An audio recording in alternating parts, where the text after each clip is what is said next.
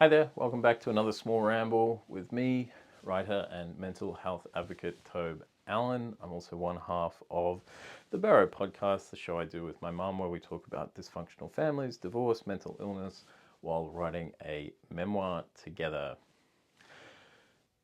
One of the things that's come up lately has been I've talked about myths and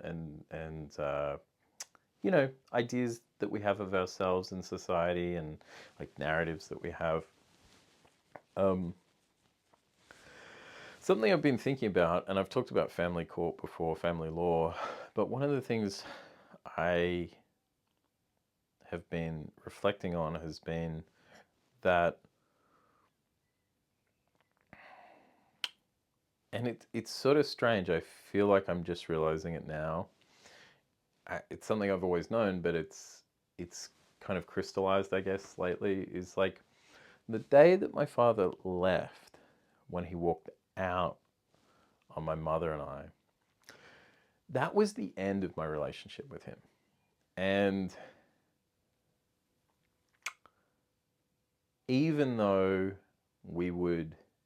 he would be in my life, or we would be in each other's lives for another, I don't know, 15, 16, 17 years or so after that,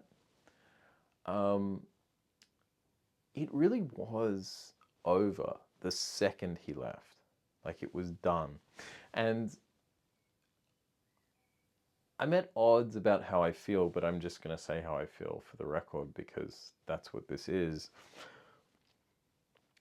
But I feel like if it wasn't for people interfering and insisting on this notion of family, of mother, father, like parent, child, like the fact that it is supposedly inherently meaningful, and therefore, the family must be kept together in some sort of way. A father must see his son and blah, blah, blah. If it wasn't for that notion, I think I would have been better off. I think that I would have been better off had I never seen my father again after he left. I would have been able to get on with the processing the difficult reality that, I was going to grow up without a father, and that's tough.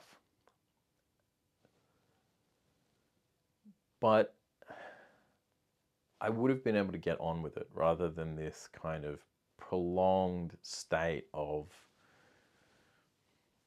fulfilling the obligations set to us by the family court. And really, this insistence that I go for access visitations, for me, from my perspective, it always felt like a prison sentence for a crime I hadn't committed. That my childhood was a punishment for someone else's mistakes. 15, 16, 17 years down the road, when access visitations ended, my father and I became estranged and have been to this day.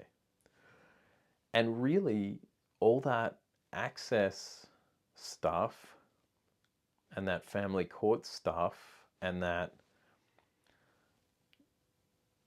you need to be in your son's life and you need to be in your father's life stuff, all that did was prolong the inevitable. And it really only, in my case, served to cause me so much more pain and to facilitate the opportunity for me to be hurt and traumatized in other ways, and in some instances worse ways than the abandonment. My father's left me. Well, that's completely, affected my inner kind of map and my sense of self and my understanding of the world. But that's only one thing to deal with. Having to relive it in a way by seeing this person and be constantly reminded that this person doesn't care about you and this person doesn't really feel towards you the way that perhaps they are supposed to, that just compounded my hurt, my shame, my feelings of rejection, and really just served to just remind me again and again and again, hey, your father, he's not interested in you. But you're just relearning that over and over and over again. And I'm going, this is crazy. Why do I need to see this person? Why am I being forced to see this person? Why am I having to give up weekends to see this person? This person didn't want to be here. They left.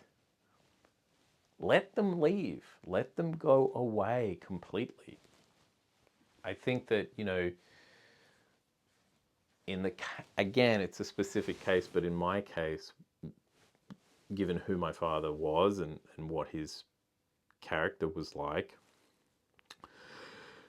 he would never have come back had there not been that legal incentive sort of for him to show back up in my life. I feel like, he would never have come back at all. So sort of trying to almost like corral him and round him up and really force something between us. Yeah, that was not good. And that did not, it certainly didn't right the ship. It just, as I say, it prolonged the inevitable, and it created or it facilitated room for me to be hurt time and time again, and sort of reminded of the fact that this person didn't love me, didn't care about me, and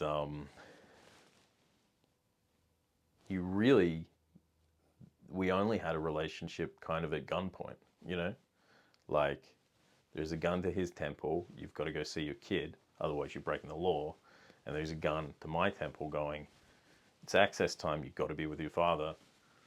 And I sort of developed this resentment of society, like, what kind of society do I live in that makes this happen, that forces this? And really felt like it was all just to serve the notion that, hey, we believe parents and children love each other and get along. And we can't not believe that for 1 second. So you guys need to be in the same room together. And I felt like I'm basically getting punished in a way so that everybody else can carry around their narratives and their myths and feel good about themselves. When I know in my bones, there's nothing here. He might be my father. It means nothing. It means nothing to him. And it doesn't mean anything to me now. So why force the issue? This blood is thicker than water stuff, it's not true. It's meaningless. And again, that's all in my case. It's not for everybody, but certainly my perspective of access and was like, yeah, basically serving time for a crime I hadn't committed. And my feelings about family court were, I became very resentful. But the thing that's been haunting me lately is I'm like, when he left, that was it. It just took another 15, 16, 17 years roughly to get there. But it was over. It was dead all that time. And all that time was really just a bunch of wasted weekends that I'll never get back. And that sucks to think about. Anyway, let me know if that resonates with you. I know it's a very specific thing, but like, I can't be the only one to feel this way or to have wrestled with some of these thoughts. So if you too have wrestled with some of these thoughts, then feel free to leave a comment. If you find any of this interesting, then you'll love the Barrow podcast.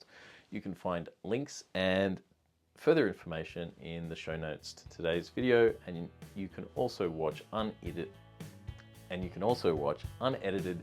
video editions of the podcast right here on YouTube. Until next time, bye.